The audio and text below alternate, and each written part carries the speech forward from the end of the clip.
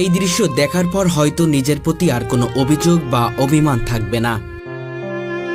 বাবার কষ্ট সহ্য করতে না পেরে 2 হাত হারিয়েও লেখাপড়া ছেড়ে ঢাকায় এসে বাদাম বুট বিক্রি করছে ছেলেটি।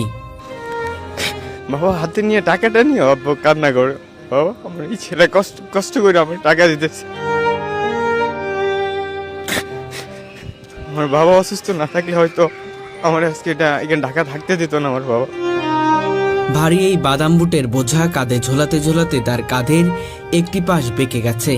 না বলা অনেক কথা বুকের ভিতর চাপা দিয়ে হৃদয় বিদারক যন্ত্রণা সহ্য করেও চালিয়ে যাচ্ছে বেঁচে থাকার সংগ্রাম। মায়াভরা এই ছেলেটির নাম আব্দুল্লাহ।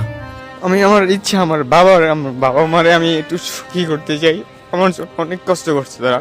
আমি ছোটবেলা থেকে দেখেছি বাবা অনেক কষ্ট করছে আমাদের জন্য, ফ্যামিলির জন্য, সবার জন্য। আমার বাবা নিজের জীবনটা শেষ করে দিতেছে, এমন ওই যে দিন নাই রাত নাই আমার বাবা সবসময় কাজ করে। আমার বাবা একজন কৃষক। 2 হাত হারানোর পরেও পা দিয়ে লিখে এসএসসি পাশ করেছে ছেলেটি। কিন্তু অভাবনটন আর বাবার কষ্ট সহ্য করতে না পেরে প্রতিদিন অমানবিক পরিশ্রম করে যাচ্ছে। ভারী বাদাম বুটের ওজন কম হলেও প্রায় 7 থেকে 8 কেজি। অনেক সময় সেই বোঝার সহ্য করতে পারে না আব্দুল্লাহ।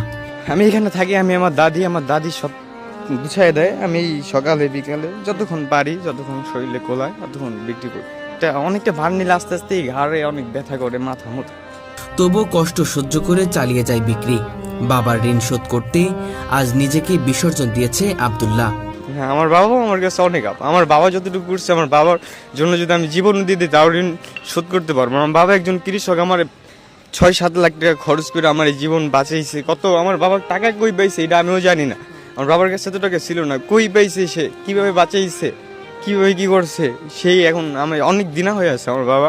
নিজের সব সকাল্লাদ বিসর্জন দিয়ে কঠোর পরিশ্রম চালিয়ে যাচ্ছে সে। বাবার কষ্টের কথা মনে পড়লেই কান্নায় ভেঙে পড়ে আব্দুল্লাহ। বাবা আমার তো বলার মতো না। আমার বাবা আমার জন্য অনেক করছে, আমার মৃত্যুর মুখ থেকে বাঁচাই আনছে আমার বাবা। সে বাবা মায়ের প্রতি কিছু বলার আছে? বাবার জন্য কিছু করতে চাই।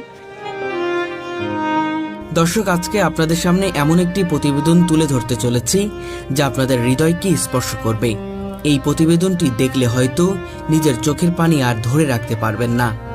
বাবা মা জানে আপনি এই কাজ করেন? জানতো, কিন্তু ওই যে জানতো আমি বাদাম বুট বেচি, কিভাবে বেচি এটা জানতো না। কয়েকদিন আগে একজন ভাই ভিডিও করছে, ওইখান থেকে দেখছে, পরে বাবা ফোন দিয়ে কাঁদছে। আমরা দিই কি বলেছে? তুই এমন কাজ করতেছি। মা